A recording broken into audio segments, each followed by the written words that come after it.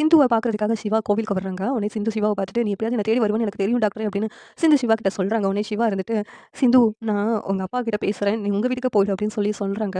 "நான் எதுக்கு எங்க வீட்டுக்கு போகணும்? நீ எங்க இருக்கியோ அதான் என்னுடைய வீடு டாக்டரே. நான் எங்க வீட்டுக்கு போக மாட்டேன்" அப்படின்னு சொல்லிட்டு இங்க சிந்து வந்து சொன்னதும், சிவா இருந்துட்டு, "ஏன் சிந்து இப்படி அடம் பிடிச்சிட்டு இருக்க?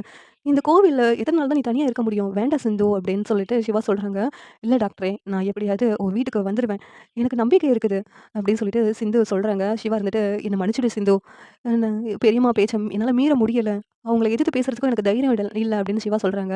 சிந்து இருந்துட்டு, "எனக்கு தெரியும் டாக்டரே. என்னதான் இருந்தாலும் நான் தப்பு பண்ணியிருக்கேன். அதுக்கான தண்டனை தான் எனக்கு இது கிடைச்சிருக்குன்னு நான் நெனச்சுக்கிறேன்.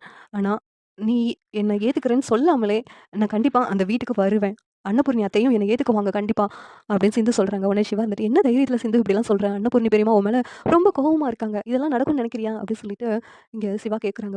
"டாக்டரே அப்படி உன்ன நான் பிரிய வேண்டிய சூழல் வந்துச்சுன்னா, நான் உயிரோடவே இருக்க மாட்டேன் டாக்டரே. இது உன் மேல சத்தியம்" அப்படின்னு சொல்லிட்டு சிந்து சொல்றாங்க. சிவா இருந்துட்டு, "வேண்டாம் சிந்து அப்படிலாம் எதுவும் பண்ணிடாத சிந்து" அப்படின்னு சொல்லிட்டு சிந்துவ தோள்ல சாய வச்சு அழுகுறாங்க.